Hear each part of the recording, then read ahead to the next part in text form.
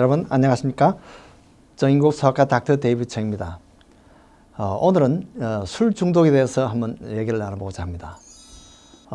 가끔 보면 뉴스에 보면 그런 것이 있습니다. 갑자기 신입생 환영회에 갔었는데 또는 동창회 파티에 갔었는데 술을 너무 갑자기 많이 먹어서 급사했다는 그런 뉴스가 가끔 나옵니다.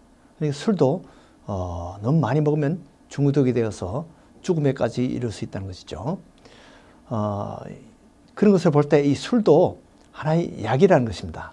그러니까 술도 적당한 도시지가 있어서 적당한 양을 먹어야 되는데 너무 많이 먹게 되면 이것이 여러 가지 부작용이 생기게 됩니다. 그러면 이 술의 인체에 대해서 어떤 양리작용이 있을까요? 술의 효과에 대해서 우선 좀 알아보겠습니다. 술은 우선 우리가 많은 사람들이 왜 술을 마시느냐, 결국은 이 술의 대뇌 억제 작용을 그 효과를 노리고 술을 마십니다. 그래서 물론 술이 맛으로 먹는 경우도 있지만은 혀의 그 맛보다도 실제 그 술의 효과는 그 맛보다도 술을 먹어서 결국 대뇌가 억제되니까 뇌가 좀 이렇게 덜 해지는 겁니다. 그러니까 덜 예민한 거죠. 이렇게 함으로써 걱정거심을 잊어버리게 돼요. 망각하게 돼요. 그리고 그렇게 하다 보니까 술을 먹고 나면 예의를 벗어나게 하는 그런 경우도 많습니다. 망신을 하는 경우도 많아요. 그러니까 평소에 못하던 말을 술을 먹고 나면 많이 이렇게 짓거리게 되고 실수를 많이 하게 됩니다. 그러니까 도덕성이 약해져요. 떨어져요. 그 술을 많이 마시고 술 효과가 적당한 효과를 나타내게 되면 피로를 잊고 이런 것은 좋습니다.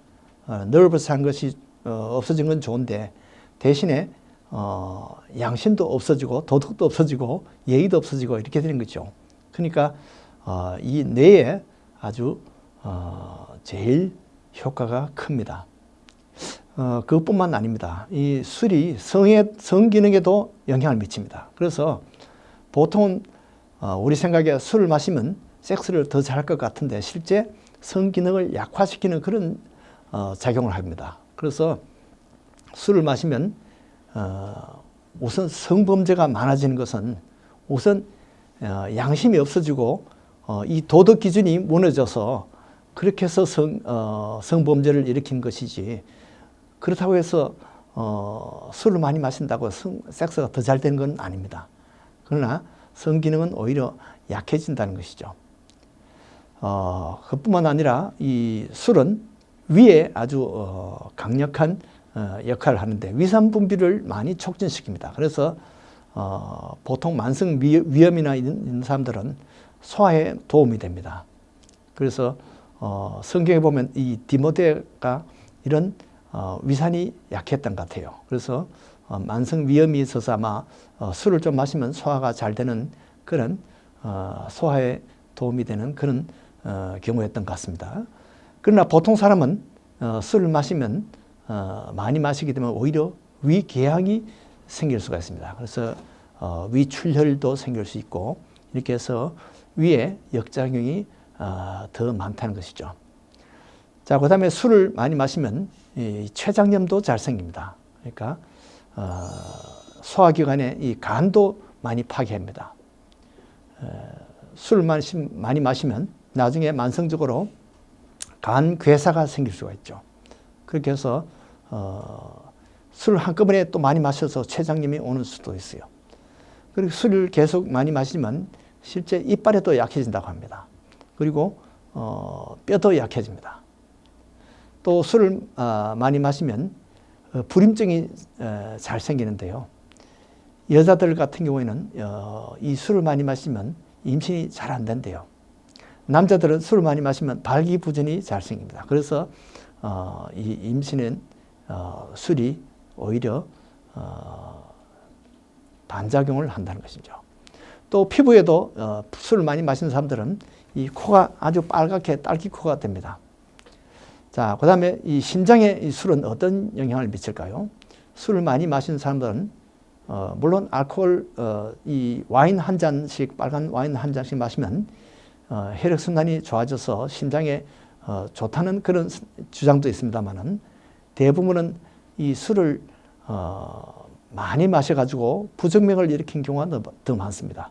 또 심부전증을 일으키거나 심근경색을 일으킬 수가 있고 고혈압을 일으킬 수가 있습니다. 이렇게 해서 심장에도 이 부작용이 더 많습니다. 만약에 급성 중독이 돼서 우리가 술을 한꺼번에 너무 많이 마셨다 이럴 경우에는 보통 우리가 혈중 농도가 0.02%에서 0.079%까지는 그때는 기분이 좋습니다. 그냥 유포리아 상태가 돼서 기분이 좋아요. 그저 걱정, 근심이 다 없어지고 기분이 좋은 상태입니다. 그러나 0.08% 이상이 되어서 0.199%가 되면 이제 그때는 술을 마시는 상태인데요. 그때는 보행이 곤란하고 판단이 잘 되지 않습니다. 그다음에 정서장애가 옵니다. 그래서 어떤 사람은 미친 듯이 웃기도 하고 어떤 사람은 또 울기도 합니다. 또 만약에 0.2% 이상이 되어서 0.299%까지 가게 되면 구토를 하게 되고 보행이 곤란하고 언어가 잘 안 되고 판단이 잘 안 씁니다. 그리고 정서장애가 생깁니다. 그리고 0.3% 이상이 되면 마취 상태가 됩니다. 기억 상실이 오고 심한 정서 장애가 옵니다. 0.4% 이상이 되면 호흡 장애가 오고 혼수 상태에 빠질 수가 있고 사망에 이를 수가 있습니다. 또 어떤 경우에는 이것이 겨울에 밖에서 이렇게 술을 취해서 쓰러져 있다가 실제 술 때문에 죽는 것이 아니라 동사에서 저체온증으로 동사하는 그런 경우도 있습니다. 술을 마셨을 때, 술이 취했을 때 제일 좋은 방법은 휴식입니다. 그리고 물을 많이 마시고 탈수를 막아주고 그다음에 이 보통 혈당이 내려오기 때문에 이런 약간 달콤한 그런 물을 마시는 것이 꿀물이나 이런 것이 좋습니다. 그리고 이 호흡이 만약에 곤란이 오면 우리가 보통 이 술을 너무 많이 마시면 산소가 모자라고 호흡 치료를 필요하게 됩니다. 또 만성 중독이 됐을 경우에는 간 괴사가 올 수 있죠. 그리고 임산부들이 술을 많이 마셨을 때는 피탈 알코올 신드롬이라는 이런 기형아가 생기게 됩니다. 그런 아이들은 소두증, 머리가 작고 아주 정신 발달이 잘 되지 않는 정신박약화가 되는 경우가 많습니다.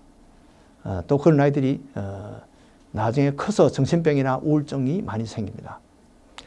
또 술을 많이 마신 사람들이 실제 정신병이나 우울증도 많이 있습니다. 특히 정신병 중에 이 코르사코프 사이코시스라는 것이 있는데 이런 사람들은 기억력이 없어져요. 그다음에 걸음걸이가 제대로 걷지를 못합니다. 아이탁사라 그래서 자꾸 비틀비틀 걸음을 걷게 됩니다. 이거는 술 취할 때만 그런 게 아니라 보통 때도 그렇게 된다는 이야기입니다. 그러니까 술 취할 때뿐만 아니라 보통 때도 이 기억력이 없다는 겁니다. 이 코르사코프 사이코시스는 이 술을 만성 술 중독이 되었을 때 이런 현상이 생기게 되고 평소에도 이런 치매 현상이 올 수가 있습니다. 그래서 술을 장기간 먹었을 때 이런 여러 가지 의학적인 그런 문제점이 있습니다. 그래서 술은 약이라는 겁니다. 약에 적당한 도시지가 필요하듯이 술도 적당한 도시지가 필요합니다.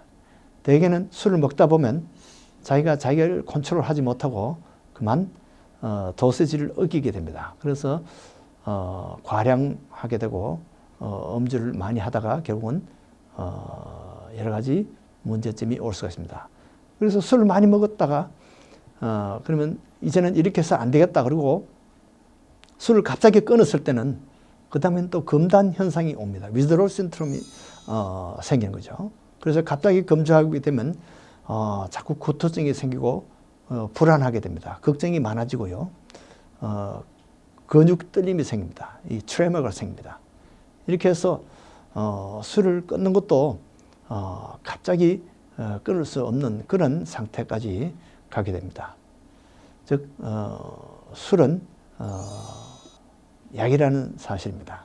그래서 약은 좋은 점도 있지만은 부작용이 훨씬 더 많습니다. 그래서 성경에도 이 술에 대해서 경고를 많이 했습니다. 그래서 술 취하지 말라고 이렇게 했어요. 왜냐하면 술을 취하는 것은 술의 지배를 받는 것입니다. 그러나 갈라디아서 5장에 보면 술 취하지 말고 성령 충만함을 받으라고 했습니다. 그것은 성령의 인도를 받는 것입니다. 결국 술의 지배를 받지 말고 성령의 지배를 받는 것이 우리에게 복이라는 것입니다. 왜냐하면 성령의 지배를 받으면 술이 없어도 항상 기뻐하고 항상 감사하고 항상 우리가 사랑과 기쁨과 온유와 화평을 누릴 수가 있기 때문입니다. 여러분들도 술 없이 이러한 축복이 있기를 바랍니다. 안녕히 계십시오.